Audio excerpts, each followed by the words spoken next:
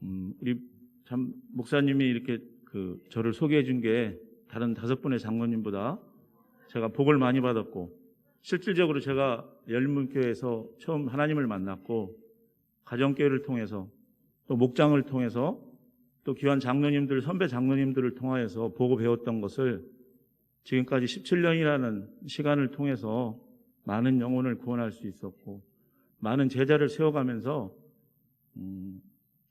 내가 변화되면 변해 안 될 사람이 없겠다는 것을 저는 제가 신앙생활을 하면서 경험을 하였습니다. 아무튼 부족하지만 제가 구원 간증을 할 때 마스크 쓰고 하래요. 마스크 벗으면 안 된다고 그래서. 나장로님 감사합니다. 아무튼 승리하는 그리스도의 삶이란 무엇인가, 제가 경험한 하나님을 자랑하겠습니다. 먼저 저는 마태복음 6장 33절 말씀이 저의 평생의 모태의 말씀이고, 제가 지금도 하나님께 기도하며 나가는 귀한 말씀입니다. 그 중에 보면 너희는 먼저 그의 나라와 그의 의를 구하라. 그리하면 이 모든 것 위에 더하여 주시리라.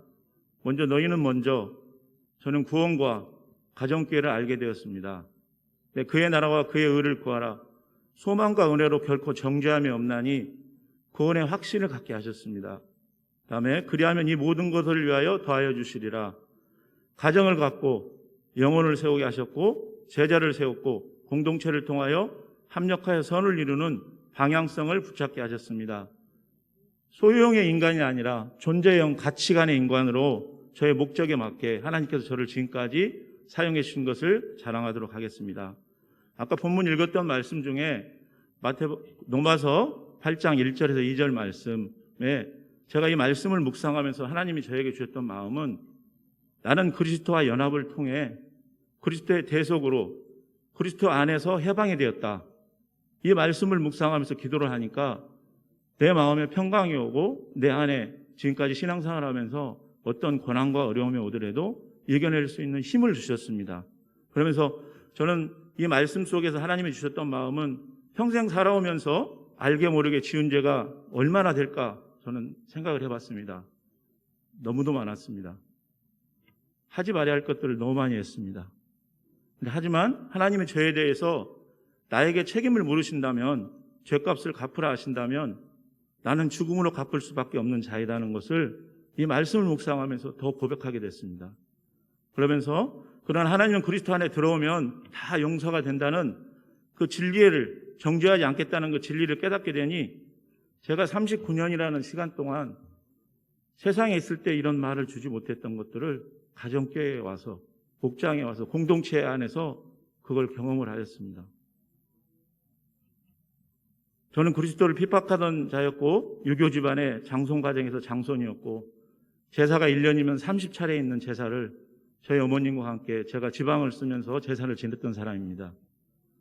그러나 제가 목장과 교회에 나와 예수님을 믿으려 할 때 영적 방해와 과거의 술 습관이 가로막고 있음을 한 해 한 해 더 힘들게 하였습니다. 그러나 제가 예수님 영접하고 그 많은 제사를 부모님에게 건의해서 다 없앴습니다. 더불어 부모님도 제 권면을 통해서 두 분 다 예수님을 영접하고 지금은 천국에 가셨습니다. 돌아보면 그 39년이라는 시간을 통해서 저희 부모님은 저를 사고치고 어떤 일을 하더라도 다 용서하고, 그걸 저를 도와주기 위해서 우리 나분수 장로님이 아버님이 논 팔았다고 했지만, 저는 논 팔고 밥 팔고 집에 있는 산 다 팔아서 아버님이 사고치면 그걸 해결해 주시고 또 찾아가서 합의 봐주시고 했던 그런 기억이 났었습니다. 하지만 제가 39년이라는 시간 동안 그런 부모님한테 효도 못했던 것들을 제가 예수님 만나서 마지막에는 천국에 가셨습니다. 그런 감격이 지금도 눈앞에 생생하고, 비록 그 장례식 때 마음적으로는 슬펐지만 천국에 가셨다는 그 확신이 드니까 지금도 제 마음에는 늘 감사함이 있습니다. 저는 하나님을 모르고 살아왔던 39년에 2004년 1월에 열린문교회에 등록하게 됩니다. 처음 교회에 나왔을 때 제 마음에는 그 살아왔던 39년의 시간들이 너무나도 힘들고 어려웠기에 정말 제 인생에 마그네팅한 인생이었었습니다. 흔히 말하는 남들이 70평생 살으면서 할 수 있는 행동들을 저는 39년이라는 시간 동안 다 하고 살았었습니다. 그러니 우리 부모님이 얼마나 속이 타고 얼마나 마음이 아프고 얼마나 그 마음고생이 심했겠습니까? 하지만 제가 하나님을 만나고 부모님의 마음을 돌이키면서 생각했던 거는 내가 이거를 어떤 일시적인 마음이 아니라 또 하나님을 만나는데 결정적으로 내가 힘이 많이 들고 고난이 많이 오고 어려움이 많이 오더라도 이겨나가야 되겠다. 이 목장 안에 붙어 있으면 분명 변화의 그 시간이 있겠다는 것을 결심을 하였습니다. 사실 지금 우리 교회에 다니지 않고 있지만 저는 전복일 목자와 현민아 목녀, 전복일 목자가 제 고향 친구이고 또 우리 현민아 목녀가 그 가게에 놀러 갔을 때 저녁 한번 먹으러 가자고 한 자리가 이 목장의 자리입니다. 제 인생의 나머지 후반전을 저 하나님을 만나는 그 귀한 시간이었었습니다. 그 밥 한 그릇이 제 인생을 바꿔놨습니다. 그 밥 한 그릇이 저를 통해서 하나님의 일하심을 보게 하셨습니다. 정말 그 목장에 갔을 때 어느 누구 할 것 없이 한 영혼 대한 사랑과 열정이 저의 사랑을 통해서 느껴졌습니다. 목장에 갔는데 누구 할 것 없이 정말 그 한 영혼에 대한 그 사랑을 저에게 보여주는 걸 보면서 제 마음에는 뜨겁게 다가왔고 처음 목장 모임에 갔는데 저에게 찬양을 고르라고 했을 때 저는 찬양을 아무것도 몰랐습니다. 근데 찬양집을 듣고 폈는데 456장 주와 함께 길 가는 거. 근데 너무 그 찬양을 하는데 가슴이 뜨겁고 내 마음에는 왠지 모르게 그 죄로 인하여서 내가 파묻혔던 그 시간들이 마음적으로 회복하는 시간이었던 것 같았습니다. 그러면서 그 찬양을 부르고 그 목장에서 목자님과 목원들이 기도해주는 그 기도의 시간들이 제가 하나님을 만나고 하나님을 의지하며 갈 때 그 주었던 그 고난들의 마음들을 이겨내게 하는 그런 시간들이었었습니다. 또한 저는 그 무렵 아동부의 교사로 헌신하게 됩니다. 지금 이 자리에 이제 싱글들이 있지만 저에게 싱글들도 많이 혼난 분들도 있을 겁니다. 하지만 저는 제가 중학교 때부터 고등학교 2학년 때까지 축구 선수를 해서 아이들을 그 축구로라도 전도하려고 김원도 목사님과 함께 축구부를 만들고 유니폼을 맞추고 해서 아이들을 또 이렇게 섬기는 귀한 또 은혜를 경험했습니다. 사실 김원도 목사님과 저는 열린문교회 2004년도 1월 입사 동기입니다. 그러다 보니 그런 그 인연이 있다 보니 어떤 걸 해도 그분의 말씀에 순종을 하고 하면서 아동부를 이렇게 또 섬길 수 있는 귀한 특권도 갖게 하셨습니다. 그러면서 저는 하나님 앞에서 조금이나마 믿음 안에 들어갈 수 있는 계기를 마련했습니다. 작은 그 섬김 속에서 내가 영혼을 바라볼 수 있는 마음이 생기겠구나. 내가 그 영혼들을 섬기면서 그 마음들을 이해할 수 있겠다. 조금이나마 그 마음을 갖게 됐습니다. 하나님께서 정말 아까 말씀 읽은 것처럼 로마서 8장 9절에서 10절 말씀, 그러나 하나님의 영이 여러분 안에 살아계시면 여러분은 육신 안에 있지 않고 성령 안에 있습니다. 누구든지 그리스도의 영이 없으면 그리스도의 사람이 아닙니다. 또 그리스도께서 여러분 안에 살아계시면 여러분의 몸은 죄 때문에 죽은 것이지만 영의 때문에 생명을 얻습니다. 그리스도 밖의 삶과 안에서의 삶을 비교하게 하셨습니다. 영에 속한 사람, 육에 속한 사람, 생명과 죽음을 비교하게 하셨고 하나님의 뜻이 이루어지는 나라, 영으로 충만한 뜻이 하늘에서 이루어진 것이 땅에서 이루어진다. 작은아마 알게 되면서 그 안에서 살아내는 내 몸부림이 조금은 유한으로 받게 하셨습니다. 이사야서 11장 9절 말씀, 내 거룩한 산 모든 곳에서 해됨도 없고 상함도 없을 것이니 이는 물이 바다를 덮은 같이 세상의 지식이 여호와를 아는 지식이 세상에 충만할 것임이니라. 여호와의 지식이 하나님을 알아가는 것에 충실하면 그것이 하나님 나라임을, 그 생기가 하나님의 영이됨을 알게 하셨습니다. 그런데 저는 죄에 그렇게 용서를 받는다 해도 내 삶의 변화는 어떻게 지속적으로 변하고 많은 유혹으로 이겨낼 수 있을까였었습니다. 늘 그게 답이었었고 그게 늘 기도 제목이었었습니다. 앞에서 로마서 말씀으로 알게는 되었지만 많은 것은 요구하는 것이 아니라 하나님께서는 단 한 가지, 그것만 지키면 결코 너에게 죄를 묻지 않겠다. 그러나 쉽지 않았습니다. 그것은 그리스도 아닌데도, 보이는데도 머리로는 이해는 되지만 마음과 행동은 따르지 못했습니다. 그러다 보니까 제 안에는 늘 두 가지의 마음들이 늘 도사리고 있었습니다. 그러다 보니 저는 목장을 통하여서 변화를 위해서 몸부림쳤고 항상 목장에서 점검하는 작은 실천의 훈련을 매주 하였습니다. 그래서 과거 나의 단초적인 삶, 목장에서 계속 나누었고 부끄럽기보다 오히려 내 안에 작은 감사함이 나왔습니다. 내 속을 오픈하니까 오히려 더 후련하고 목장에서 들어주는 목장 식구들의 그 마음, 기도해주는 그 기도가 왠지 마음을 저를 뜨겁게 했기에 적용하려고 노력했고 무엇보다도 저는 술과 도박으로 폭력으로 살았던 사람이라 그런 것들을 다 목장에서 나누었습니다.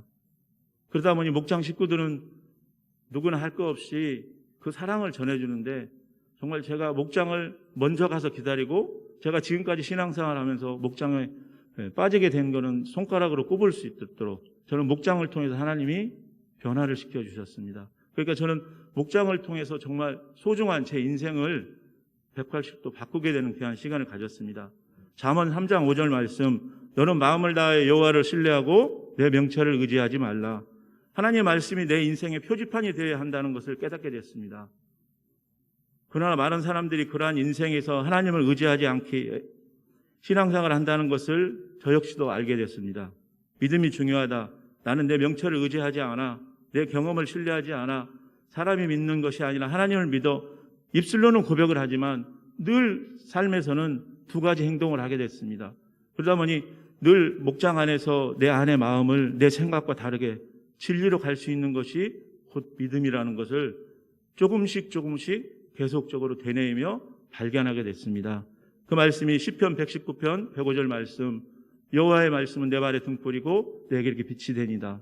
이 말씀이 내 마음에 이제 가슴판에 조금씩 새겨지게 되니 그 변화의 완충지대가 바로 목장에 내게 너무도 소중하였습니다.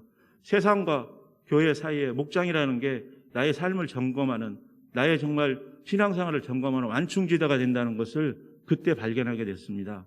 그러면서 나만의 주어가 하나님께로 변화하기 시작하고 상공부를 통하여 정적인 부분이 회복되고 예배를 통하여서 내 의지적인 부분이 말씀으로 다스림받고 지적인 다스림 부분으로 목장에 참여가 그 어떤 것보다 주님의 임재 가운데 채워주심을 느끼게 되며 가정교회 세축에 대해서 확실하지는 않지만 마음적으로 이제 조금씩 영적으로 세워져가는 현실의 단계를 경험하게 됩니다. 그 무렵 저는 변화의 시간을 보내며 주일 말씀 중에 돌아온 탕자 이야기를 받게 됩니다. 궁금해서 누가복음 말씀을 읽어보았습니다. 예수님의 돌아온 탕자 비유의 말씀이었습니다. 탕자 비유가 나의 모든 지난날의 죄를 지금의 내가 있게 동기부여를 주었던 것 같습니다. 그것은 제가 중학교 때 축구를 하기 싫어가지고 친구들과 함께 친구 아버지가 운영하는 쌀가게에 가서 친구한테 돈을 훔치고 나오라고 해서 그 4명이서 그 중학교 때 머리 빡빡 깎고 서울로 올라왔습니다. 그 돈을 50만 원씩 나눠서 갖고 그런데 결과적으로는 3일 만에 청량리에서 잡혀서 다시 내려갔습니다. 그 시간들이 너무도 이 말씀을 읽으면서 내 마음속에 많이 와닿았고 어떤 영혼이 목장에 와도 세울 수 있다는 그런 확신을 갖게 해주셨습니다. 종으로 살아도 내가 아버지 안에 있어야겠다. 그러면 안전하겠다. 내가 가슴으로 뜨겁게 성령으로 거듭나서 성령으로 이끌려 충만한 삶을 살아내니까 그것이 조금씩 빛이 보였습니다. 나는 죄에 중독된 사람이었기에 그렇게 느낄 수 있겠다는 것을 보면서 내 안에 정말 몸부림치는 그런 시간들이 너무도 많았습니다. 수많은 유혹들이 많았습니다. 그때마다 저는 전화번호를 바꿨습니다. 그러다 보니까 전화번호를 교회 나와서 5번을 바꾸게 됐습니다.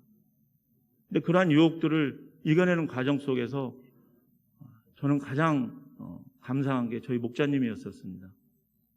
저는 혼자 살았었습니다. 누구의 그 많은 죄악에 노출도 되고 그런 많은 유혹에 넘어갈 수도 있었었는데 정말 목자님이 동생처럼 섬겨주는 그 시간들이 저는 너무 그 가슴 속에서 뜨겁게 다가왔습니다. 어떻게 하나 내가 성령으로 거듭나지 않으면 힘들겠다는 것을 늘 되뇌이지만 내 안에서는 늘 죄와 그 세상 속에서 살았던 것들이 유혹으로 너무 많이 밀려왔기에 내가 이렇게 믿어야 되나, 내가 이렇게 믿어서 꼭 뭘 해야 되나 하는 그런 마음도 너무너무 많이 다가왔습니다. 그때마다 귀한 우리 목사님의 말씀이 정말 제 가슴에 다가왔고 또 목장 식구들의 그 기도 속에서 정말 나를 사랑하는 그 마음의 눈빛이 보였기에 이걸 저버릴 수 없고 떠날 수가 없었습니다. 디모데서 2장 20절에 21절 말씀, 큰 집에는 금그릇과 은그릇만 있는 것이 아니라 나무그릇과 질그릇도 있어서 어떤 것은 귀하게 쓰이고 어떤 것은 치연하게 쓰입니다. 그러므로 누구든지 내가 말한 이러한 것들로부터 자신이 깨끗해지면 그는 주인이 온갖 좋은 일에 요긴하게 쓰는 귀하게 성별된 그릇이 될 것입니다. 하나님께서는 귀하게 천한 것이 없다는 것을 그때 깨달았습니다. 이 말씀을 묵상하면서. 그러면서 나 같은 자도 저는 지식도 없고 많은 배우지도 못했습니다. 하지만 이 말씀을 보면서 확신을 가졌습니다. 인간은 이것이냐 저것이냐 천한 것을 분별을 하지만 하나님은 귀하게 다 쓰신다는 것을 깨닫게 됐습니다. 그러면서 인간의 죄악된 욕심이 구별과 차별을 만든 것이라는 것을 기억하고 나무그릇, 질그릇은 천한 그릇이라고 구별하지만 하나님 앞에서는 구별하는 것이 아니라 쓰임받는 그릇이라는 것을 그때 깨달았습니다. 그 쓰임받는 그 두 가지 요건이 충족되어야 한다는 것을 그때 또 배웠습니다. 그것이 제 안에 가지치기였었습니다. 요한복음 15장 7절 말씀에 나는 포도나무에 너희는 가지라 너가 너 안에 있고 내 말이 너 안에 있으면 이기게 하신다는 그 말씀이 제 안에서 늘 그 요동치는 죄악들을 하나 제거하면 하나님께서 그걸 은혜로 채워주시면서 제 몸에 가지치기를 시작하였습니다. 그때. 그러면서 하나님이 채워주시는 것은 체험으로 받으며 세상의 것들로 세워져 있던 것들을 서서히 비워나가게 하셨습니다. 하나님이 쓰실 수 있도록 깨끗하게 비워주는 것이 정말 비천하고 천한 자를 하나님이 세워주신다는 것을 그때 저는 많이 깨달았습니다. 내가 교회를 다닌다고 하여 나는 깨끗해진 그릇 같지만 늘 성령이 소멸한다는 것을 그때 더 깨달았습니다. 목장에서 은혜 받고 토요일 날 하루 말씀 없이 지내면 주일날 교회 가기 싫었습니다.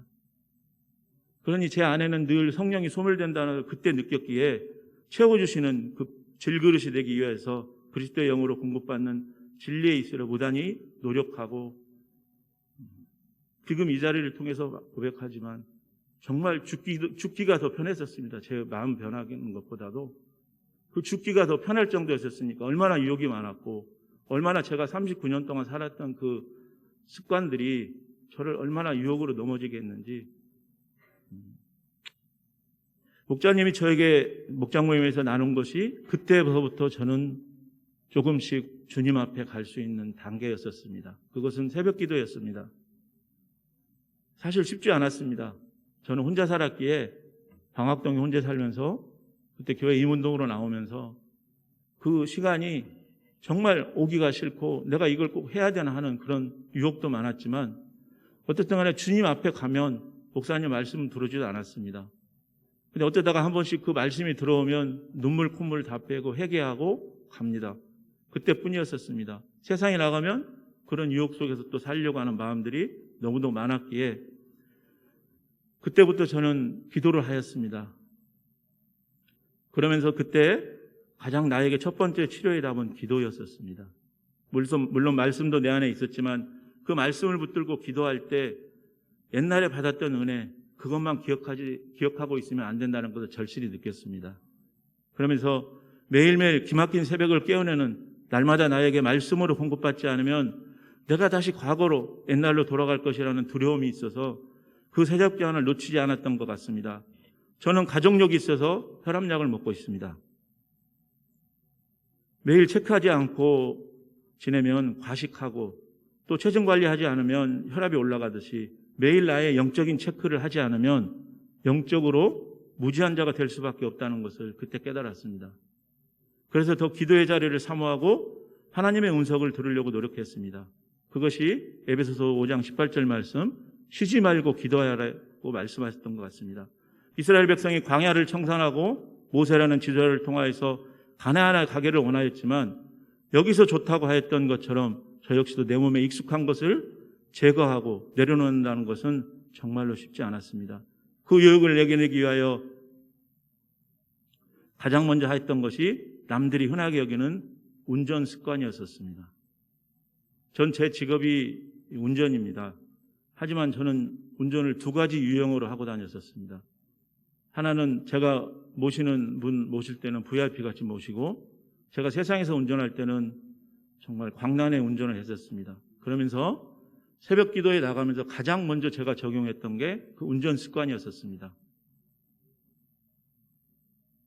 어떻게 보면 저도 직업이 운전이라 들어오면 좀 쉽지 않았지만 두 가지 영에 운전하는 저를 새벽 기도를 때를 울면서 새로운 신호 위반도 하게 되고 익숙함으로 배워나갔기에 그렇다면 그 습관들이 잘 되었냐 그러지도 않았었습니다.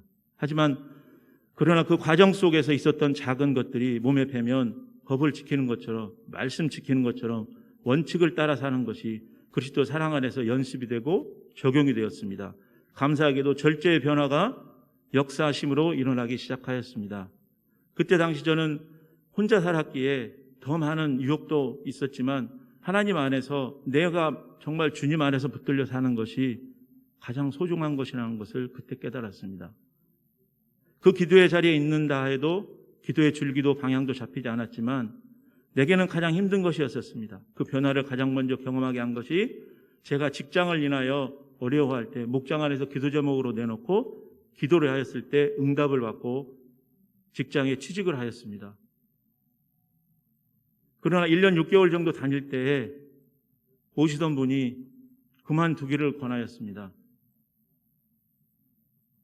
정말 당황했습니다. 당황했지만 뒤돌아보니 하나님의 일하심이었었습니다. 그 과정 가운데 저에게 먼저 회사에서 퇴직금도 주고 3개월 해고수당도 주시더니 결과적으로 6개월 후에 그 회사는 중국으로 이사를 가게 되고 남은 직원들은 퇴직금은커녕 월급도 받지 못하고 법정관리에 들어가게 됐었습니다.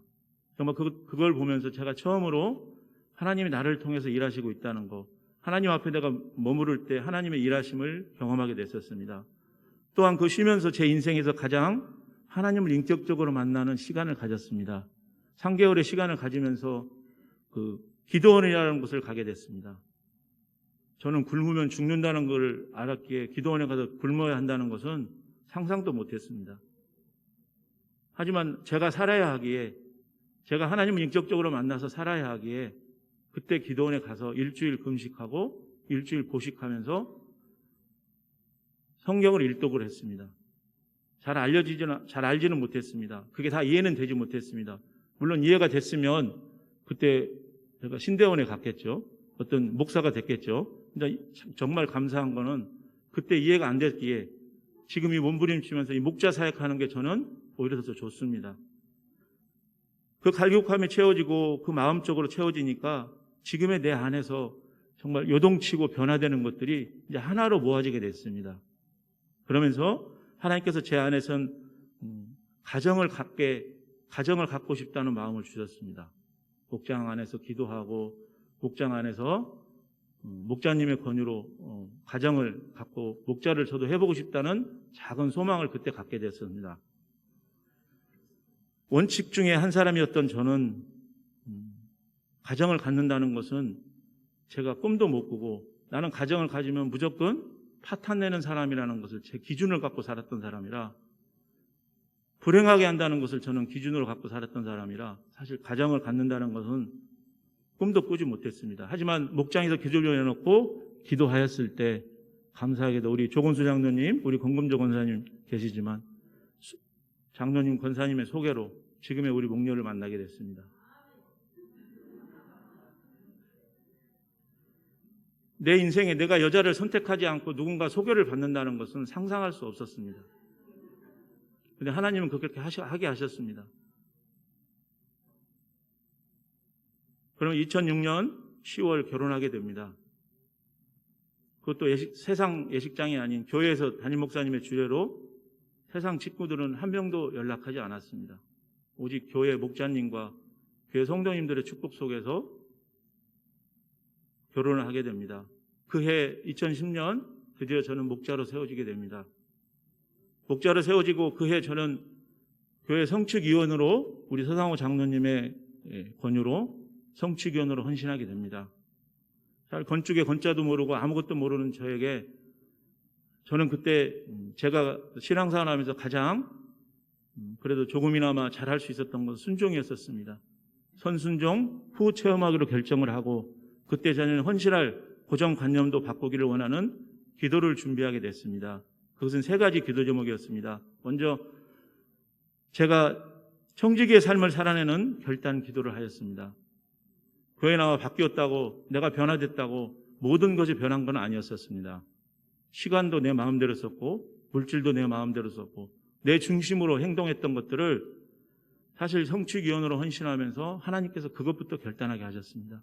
그러면서 내가 주인처럼 살아왔기에 하나님께서 이 부분에서 내가 악한 것을 이기고 결단하여 삶의 우선순위를 나에서 하나님 중심으로 바꾸게 되는 성김과 헌신을 하게 하셨습니다. 사실 저는 그때 2008년도에 지금의 직장을 들어가게 됐습니다. 지금의 직장에 들어갔을 때 처음에는 이분이 주일 교회도 교회를 못 가게 했습니다. 출근하게 했었습니다. 근데 저는 목장에 내놓고 기도하여서 주일도 지키게 되고, 이분이 점점 더 이제 우리 병원이 발전해서 미국의 지사도 내게 되고 중국의 지사를 내게 됩니다. 그러면서 그때 성축할 당시에 이분이 중국에 가서 진료를 하게 되면 5개월씩 해외에 나가 있고 7개월은 한국에 있습니다. 근데 하나님은 기가 막히게 저를 그때 성축위원으로 헌신하게 하시면서 교회에 모든 일이 있을 때마다 이분이 나가서 제가 온전히 성축위원으로 헌신하게 됐습니다. 하나님 앞에 제가 이걸 청지기의 삶을 결단을 하고 기도하였더니 그런 환경까지도 하나님께서 열어주시는 것을 성취구원으로 헌신하면서 경험하게 됐습니다. 2번째 기도 제목은 정직할 삶을 살아내는 방향성 기도를 하게 하셨습니다. 성축을 하다 보면 여러 사람들을 만나고 업체를 선정하고 해야 하는데 세상적인 생각과 방법으로 할 수 있기에 그 모든 것을 성경의 기준을 두고 시작하면 좋겠다는 기도를 하게 하셨습니다.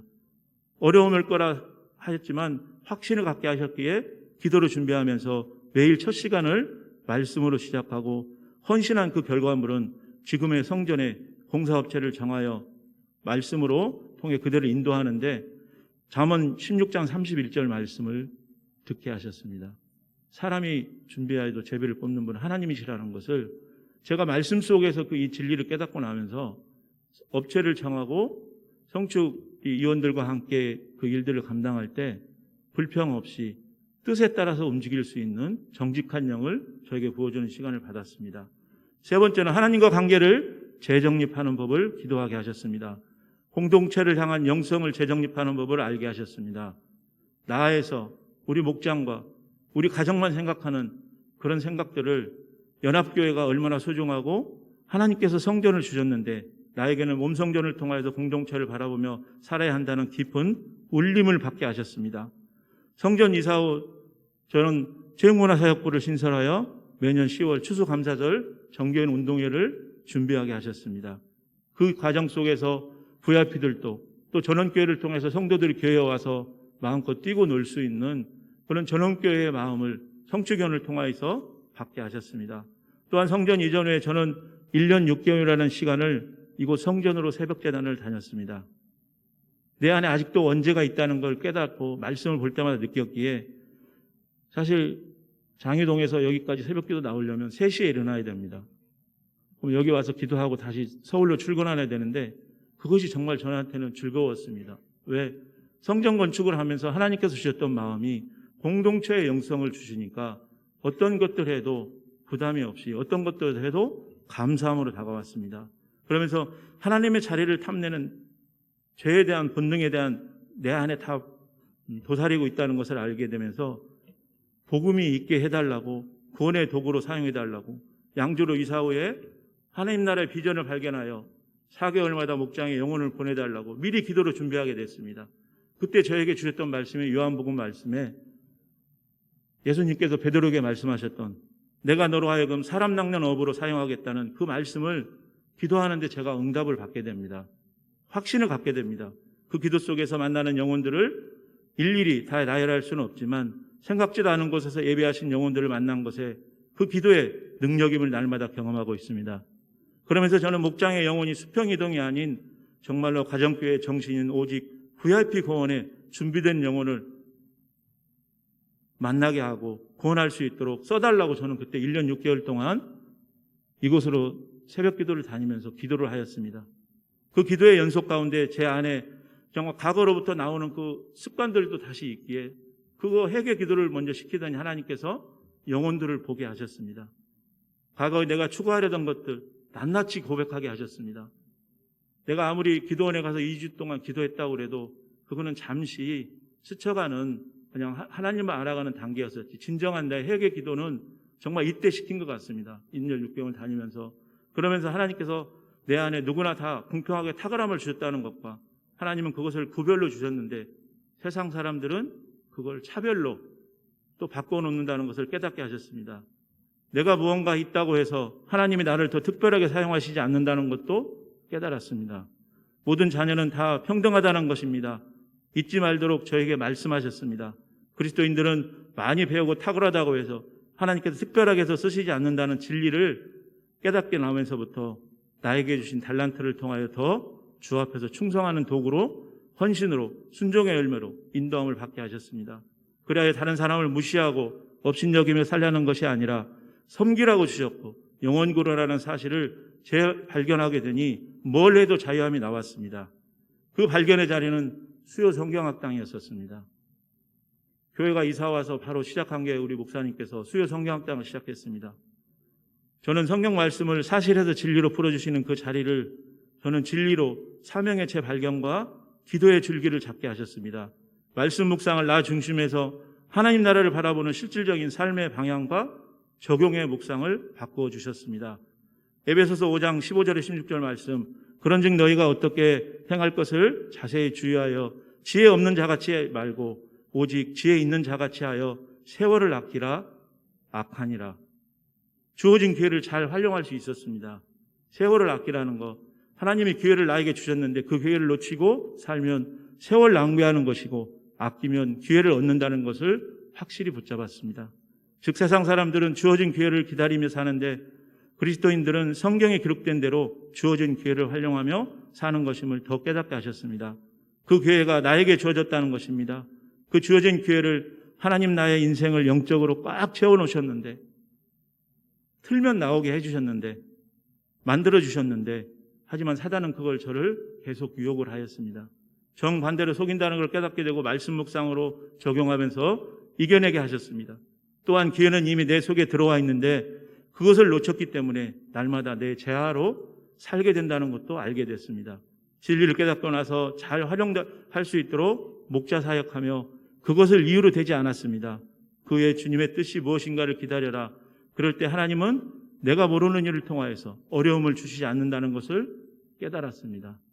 그 이후로 저는 우연은 없다는 것을, 모든 일에 하나님의 뜻이 있고 기회가 있다는 것을 확신적으로 받게 되면서 그 기회를 잘 활용할 수 있는 시간을 가졌습니다. 그래서 이 모든 것을 수요 성경학당을 통하여서 재정립하고 발견하고 그것을 나만이 아닌 목장 안에서 나누고 삶으로 보여주고 그 중심의 목장 모임에 가정교회 정신을 걸기로 결단하면서 영혼을 만나게 해주셨습니다. 그 과정은 녹록지 않았습니다. 영혼을 세우며 말씀을 붙들고 내 고집 부리는 것을 이겨내게 하셨고 내 안의 방법보다 하나님은 어떤 것도 용납하신다는 것, 진리를 주셔서 한 사람의 상태가 아니라 그 존재의 자체를 귀하게 여기며 그들을 돌보라는 생명의 가치를 볼 수 있는 자로 세워가기를 갈망하였습니다. 그때 저는 아동부 교사로 10년을 하였고 청소년부 교육목자로 5년을 섬기며 또 다른 나라의, 하나님 나라의 공동체의 존귀함을 맛보게 하셨고 청소년 아이들의 눈높이의 사랑을 거듭 배우게 하셨습니다. 내 기준의 가치관의 내면을 십자가의 가치관의 사랑으로 바라보고 배우게 하는 사역에 헌신을 하게 되었습니다. 5년 동안 부장으로 섬기는 가운데 은혜도 경험하게 하셨고 내 말이 우선이 아니라는 것을 들어주고 공감하는 그 눈높이를 맞추는 제 가치관의 변화를 시켜주는 그 5년의 시간들이 저에게는 지금도 신앙생활하면서 좋은 틀을 만들 수 있는 기간이었었습니다. 무엇보다도 2014년 9월 드디어 양주로 이사를 오게 됩니다. 하나님은 장막을 놓고 기도를 준비하였지만 감사하게도 미부장 아파트를 소개받았고 또 분양가보다 싼 가격으로 입주를 하게 됩니다. 사실 돈도 없었습니다. 하지만 하나님은 하나님보다 더 좋으신, 세상 사람들은 좋으신 은행이 있다고 하는데 저는 하나님께 기도하였습니다. 근데 그때 하나님께서 정말 좋으신 은행의 그 과장님을 소개받아서 싼 이자에 대출을 받고 입주를 하게 됐습니다. 정말 무엇보다도 그때 우리 목녀가 했던 얘기가 있습니다. 내 말을 들으면 자다가도 말씀이 떨어질 거라고. 근데 그게 맞았습니다. 그러면서 사실 이 자리를 빌려 제가 여기까지 다듬어지고 모난 틀에서 하나님 앞에 저희 목녀가 없었으면 올 수 있었나? 제가 감히 고백하고 싶습니다. 남자 같은 딸 은지에게는 대할 수 없는 그 많은 시련이 있지만 제가 무서워하는 은지를 통해서 하나님은 쓰셨습니다. 그러면서 지금 우리 청소년부에서 반주를 하고 있습니다. 정말 하나님의 은혜가 아니면 제가 이런 축복을 누릴 수 있고 감히 어떤 이 가정교회가 아니면 제가 어떤 이런 직분에까지도 올라올 수 있었나 돌아보게 됩니다. 로마서 12장 1절 말씀, 형제자매 여러분, 그러므로 나는 하나님의 자비하심을 힘입어 여러분에게 권면합니다. 여러분은 여러분의 몸을 하나님께 기뻐하실 거룩한 산 제물로 드리십시오. 이것이 여러분이 드릴 합당한 예배입니다. 그러면서 현재의 고난은 장차 나에게 나타날 영광과 비교할 수 없다고 로마서 말씀을 되뇌이며 작은 것부터 내 현장에서 삶의 예배자로 살기로 결단을 하게 됩니다. 영적인 예배란 무엇일까를 깊이 생각하며 묵상을 해봤습니다. 삶으로 드리는 예배이지만 이 세상에서 드리는 삶이 꼭 하나님 앞에 예배 드리는 것도 중요하지만 내가 섬기고 있는 일터, 직장, 가정, 모든 만나는 사람들에게 산 예배로 거룩하게 드리는 게 하나님이 기뻐하는 제사라는 걸 그때 발견을 했습니다. 그러면서 그때 이사 후에 가장 힘든 영혼을 만나게 해주셨습니다. 우리 바로 밑에 층에 사는 부부였는데 입에서는 흔한 말로 18이 아니면 말이 통하지 않았고 술을 먹으면 아주 주정뱅이 이상이었었습니다. 근데 기도할 때마다 이 영혼을 우리에게 맡겨줬다는 것을 알았는데 우리 목녀는 기도만 해주고 기다려보자고 했습니다. 로마서 12장 21절 말씀, 악에게 지지 말고 선으로 악을 이기라. 이 말씀이 가장 힘든 부부를 전도하며 저에게 주신 말씀입니다. 주님 앞에 기도할 때마다 너에게 맡겨진 영혼이라는 말씀하셔서 순종하게 되었습니다. 그래서 이들 부부와 천한 부부를 저는 하나님께 나에게 주신 우리 영화 제목에도 있듯이 미션 임파서블이라고 붙들고 하나님 앞에 기도하며 섬기며 헌신한 영혼들을 채워가게 됐습니다. 그 영혼의 면면을 보았을 때 정말로 불가능한 것이라고 생각했습니다. 하나님은 하게 하셨습니다. 하나님은 저희 부부를 통해서 세우게 하셨습니다. 정말 이 말씀을 읽으며 저는 힘을 얻고 또 산 소망을 가졌습니다. 로마서 12장 14절에서 15절 말씀, 너희를 박해하는 자를 축복하라. 저주하지 말고 축복하라. 즐거워하는 자들과 함께 즐거워하라. 우는 자들과 함께하라. 남의 즐거움이 나의 예배자의 삶이 된다는 것, 이것이 하나님 말씀하시는 영적인 원리이기에 몸으로는 산 제물을 드린다는 것을 발견하게 됐습니다. 스스로 내가 지혜 있는 척 하지 말고 악과 싸우라는 것이었습니다. 그것도 선으로 싸우라는 것입니다. 저에게는 미션 임파서블이었습니다. 악에게 지치지 않고 구체적으로 선을 악을 이기는 것이 분명하게 보였습니다. 그것이 나의 몸을 하나님 앞에 거룩한 산 예물로 드리며 하나님이 나를 통해서 기뻐 받으시는 영적인 예배라는 것을 깨닫게 됐습니다. 내가 죽지 않으면 이 일을 할 수 없는 영적인 싸움이고 예배자의 삶의 능력으로 바라보게 하셨습니다. 할 수 없는 일을 하나님은 하게 하실까? 저는 의문을 가졌었습니다. 역으로 생각하며 가능하다는 것을 발견합니다. 기도하면서 하나님이 나에게 그 권능을 주시면 이 일이 가능하겠구나 소망을 갖게 하셨습니다. 음성으로 들려왔습니다. 불가능의 임파서블을 도전해보자 결단하고 나면서 그 영혼의 바라봄과 축복의 길이 보였습니다.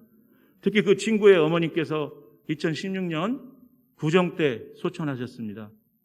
그때 구정 명절이라 비록 차는 밀렸지만 저희 부부는 미션 임파서블을 완수하기 위한 기회로 여기고 그 친구 고향인 전라남도 곡성에 내려가서 문상하고 교제 시간 갖고 위로하고 올라왔습니다.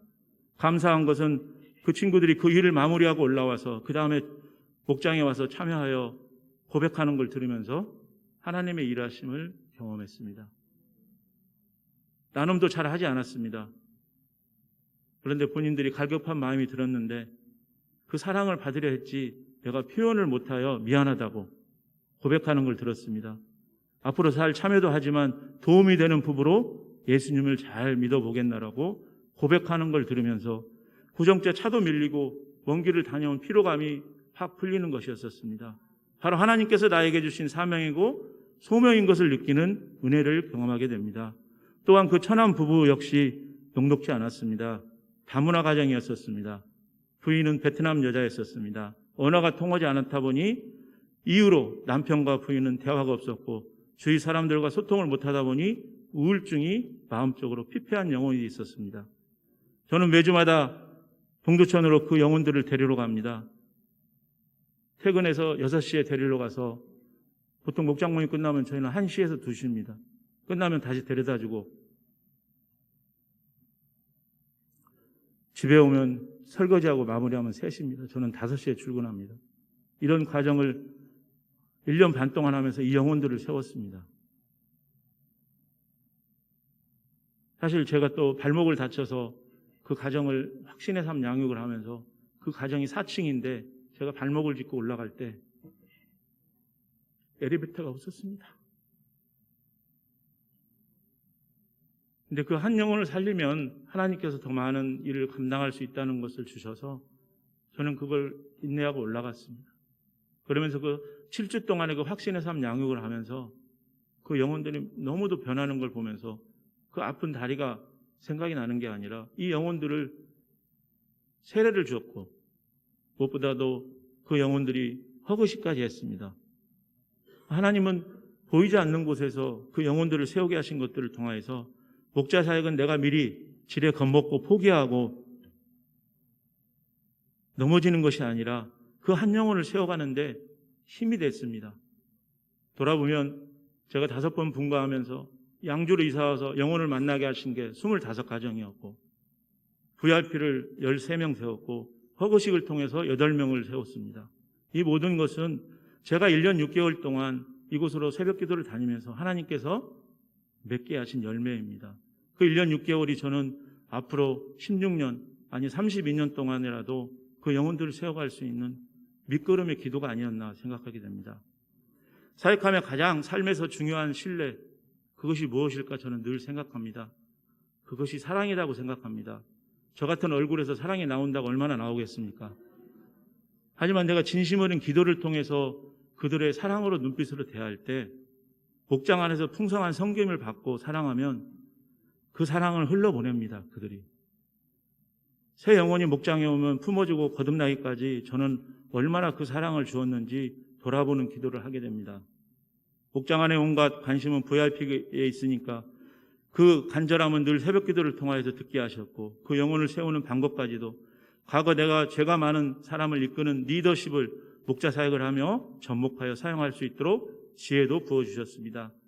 저는 목자 사역하며 어린이 목자를 9명을 졸업시켰습니다. 어린이 목장을 통하여서 그들의 부모님을 전도하고 무엇보다도 매기체로 삼았고 또 그들의 올리브 브리싱을 통하여서 집중하는 은혜를 경험하게 하셨습니다. 또한 목장 안에 저는 기준을 놓고 기도하며 목장을 이끌어가고 있습니다. 목장 안에 3년 이상 머무르지 않게 하는 기준을 붙들고 기도하며 목자 사역을 하였습니다. 그만큼 양지 후에 4개월마다 영혼들을 보내주시고 목원들과 전도하면서 그 기준에 부합하고 영혼들에게 양육을 하고 세워가는 그 기준을 갖게 하셨습니다. 로마서 8장 11절 말씀, 예수를 죽은 사람들 가운데서 살리신 분의 영이 여러분 안에 살아계시면 그리스도를 죽은 사람들 가운데서 살리신 분에게 여러분 안에 계신 자기의 영을 죽을 몸도 살리실 것입니다. 전도에 대한 어려움보다 자신의 영적 상태가 준비되고 하나님과 관계를 유지한다면 그 영혼을 놓고 기도하며 찾는 것도 중요하지만 내가 하나님과 관계 속에서 지속되고 삶의 예배자로 세상에서 살아간다면 그 영혼은 하나님께서 보내주신다는 것을 경험하고 있습니다. 그 기틀이 영혼을 세우는데 중심점을 잡고 있습니다. 새 영혼들이 목장에 와 기도가 어렵고 묵상하는 것에 어려움이 오면 세상 방식을 찾기에 그 시련에 깊이 빠져들어 힘이 들어가는 영혼들이 없도록 목장 안에서 그 방향성과 따로 양육하는 법을 도입하여 섬기고 있습니다. 저는 확신의 삶 공부를 통하여 스스로 자력신앙할 수 있는 그리스도인으로 세워가려고 노력하고 있습니다. 삶의 결과물이 영혼들이 침체된 고여있는 물로 인하여 목장 사역이 힘들어오는 어려움까지도 이겨내게 하셨습니다. 그러니 목장 식구들이 분가할 때마다 오래 있어서 좋겠다고 하는 그런 목장 식구들도 있었지만 목자님을 이렇게 내보내려고 하는지 모르겠다고 늘 불평입니다. 하지만 그런 것들이 하나님의 선순환 또 후 하나님의 그 영혼들을 세워가는 방법인 것을 제가 목자 사역을 하면서 늘 경험을 하고 있습니다. 특히 분가할 때마다 미리 계획을 세워 예비 목자와 같이 나갈 목원 중 동역자와 같이 확신의 삶 양육을 하여 내보냅니다. 그러다 보니 자연적으로 보고 배우는 습관도 방향성도 붙잡아주기에 시련이나 고통을 통하여 잘 이겨내고 영혼을 실족시키지 않는다는 것을 경험하고 보고 있습니다. 로마서 8장 28절 말씀, 하나님을 사랑하는 사람들 곧 하나님의 뜻대로 부르심을 받은 사람에게는 모든 일이 서로 합력하여 선을 이루다는 것을 우리는 압니다. 주님의 뜻이 무엇인가를 한다면 그것이 기회가 된다는 것을 존재형의 인간, 즉 가치관 회복을 갖게 하셨습니다. 세상 환경을 뛰어넘는다, 목장 안에서 무화과 나무 열매가 없어도 외양간에 소가 있거나 없거나 합력하여 선을 이루게 한다는 것을 깨닫게 하셨습니다. 순종하면 모든 것이 합력하여 선을 이루지만 하나님의 뜻대로 살게 하면 주의 뜻이 무엇인가를 발견하면 그것은 기회가 되었기에 저에게는 소유형의 인간에서 존재적 가치의 인간으로 사용하도록 세워주셨습니다. 저는 그러면서 잘 사는 사람은 소유 가치에 높은 사람이 아니라 가난한데 잘 사는 사람이 많다는 것을 그때 저는 깨달았습니다. 그리스도의 향기를 낸다는 것은, 잘 사는다는 것은 소유형 인간이 아니라 존재 가치의 삶이라는 것입니다. 존재 가치가 있는 자는 잘 사는 사람입니다. 하나님을 사랑한다면 하나님의 뜻대로 살려고 노력합니다. 정말로 기막힌 하나님의 응답을 만나게 하신 영혼들을 내버려 두지 않고 장성한 청년까지는 늘 돌아보게 저에게 지혜를 주셔서 저는 2, 3년 나오면 무조건 목자를 해야 한다는 소망을 목장 안에서 심어주고 있습니다. 그 중심에는 자신의 하나님과의 관계를 어떻게 정립하며 가야 하는지 늘 목장에서 나누고 경험하고 소망을 가질 수 있도록 교회 일사역과 목장 일사역, 공동체의 영성을 붙잡도록 접목시키고 훈련하고 같이 공유하고 있습니다. 저는 주일날 목사님 설교 중에 5년 후, 10년 후 나이만 먹어가지 말고 인생의 후반전을 지혜롭게 준비하라는 설교를 들으며 내 안에 꿈을 꾸게 하셨습니다. 기도하게 하셨습니다. 돌아보면 교회 나와 5년 만에 목자로 세워졌고 목자 사역 후에 8년 만에 중직자로 세워졌습니다. 그것은 내가 한 것이 아니라 하나님이 저를 마음껏 쓰실 수 있도록 내어드리는 훈련과 중심을 늘 흘리지 않는 사역을 하려 노력하였던 결과물입니다. 지금 기도하는 10년 후에 제 꿈은 요양원을 짓는 것입니다. 요양원을 운영하는 것입니다. 하나님이 그 뜻을 보게 하셨습니다. 하나님이 또 그 요양원을 세울 수 있는 도움의 손길도 붙여주셨습니다. 돌아보면 제가 비천하고 아무것도 할 수 없는 자였지만 18년 전에 하나님을 만나고 하나님이 저를 통해서 일하셨기에 이런 미래적인 꿈도 꾸게 하셨습니다. 저는 예수님을 잘 믿으면 잘 살 수 있다는 확신을 가졌습니다. 존재 가치가 높아지기에 나는 목적대로 살아낸다는 증거이기에 그렇습니다.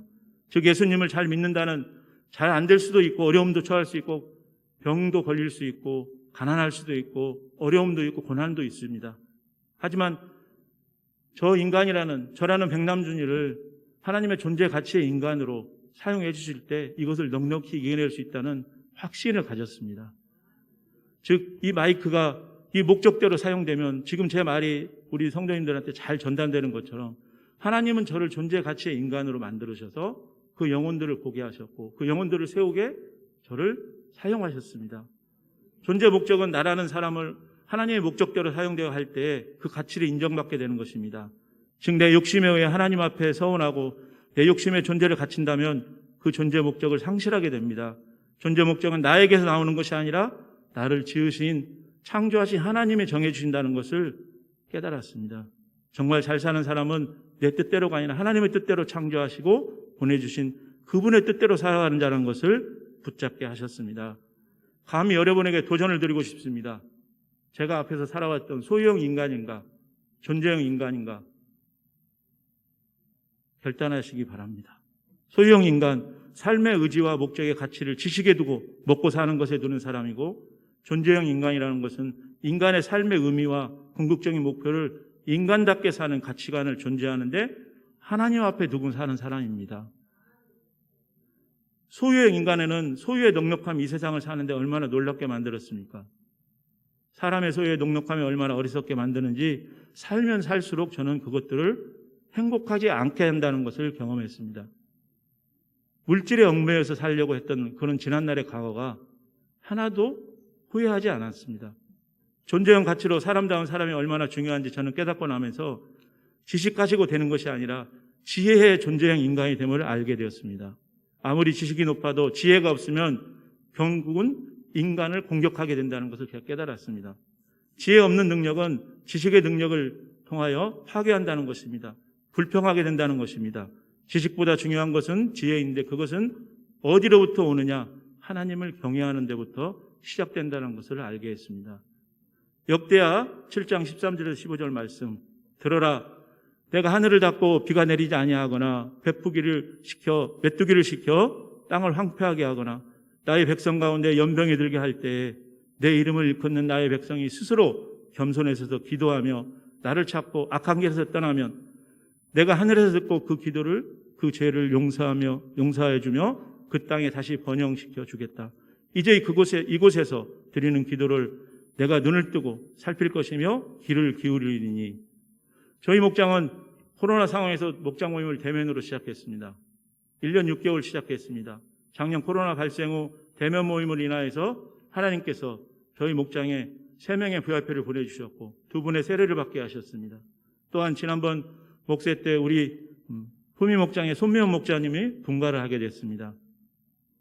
우리 손미영 목자님은 저희 목장에 오신 지 1년 조금 더 되었지만 코로나 기간에 대면 목장 모임을 통하여 4명의 새 영혼을 전도하셨고 가정교회 정신을 온전히 붙들고 또 목장에 참여했던 분입니다. 그 이면에는 소유의 가치를 두고 목장에 나온 것이 아니라 존재형 인간 가치의 목적 앞에 삶으로 변화되어서 목자로 세워지게 됐습니다.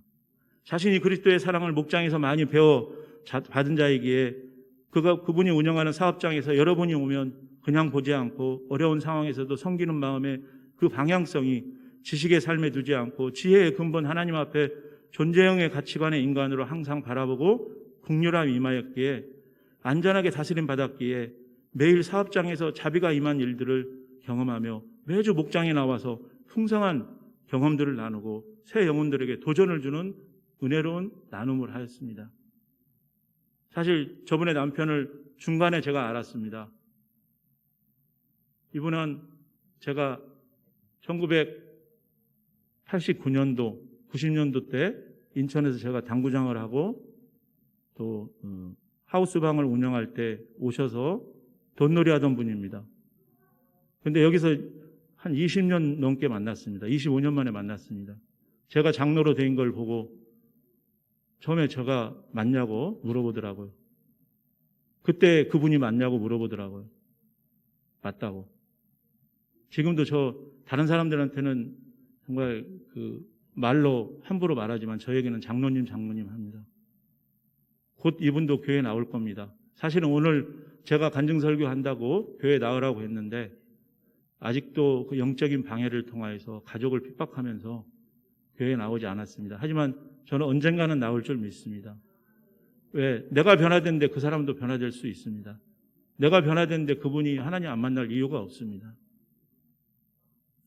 그러면서 우리 목자님이 그 심한 남편의 어려운 상황 속에서도 가정교회 정신을 확고하게 붙잡고 목장 안에서 다스림의 은혜와 역사적인 임하였기에 정말 존재형 가치의 목적대로 사용되기를 결단하여서 지금 우리 목자님이 그 남편의 핍박도 받지만 상상 그 이상의 하나님의 일하심을 매일 경험을 하고 있기에 저는 제가 목자로 안 세웠으면 저분이 어떻게 했을까?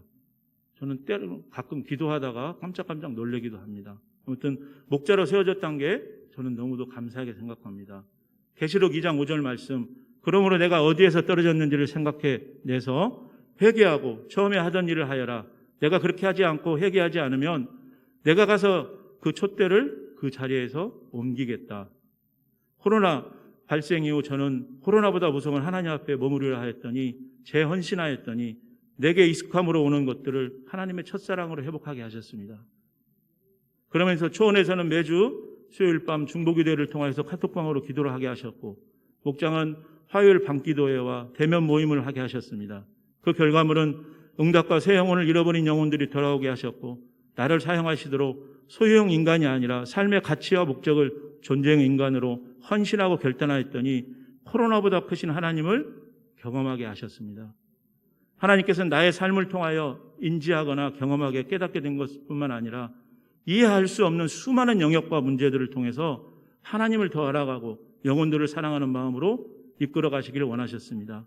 주변과 나 자신의 한계를 인정하는 것으로 기쁨으로 받아들인 것이 지금 제가 17년 하고도 1년이라는 믿음의 여정을 통해서 지금도 배워가게 하십니다.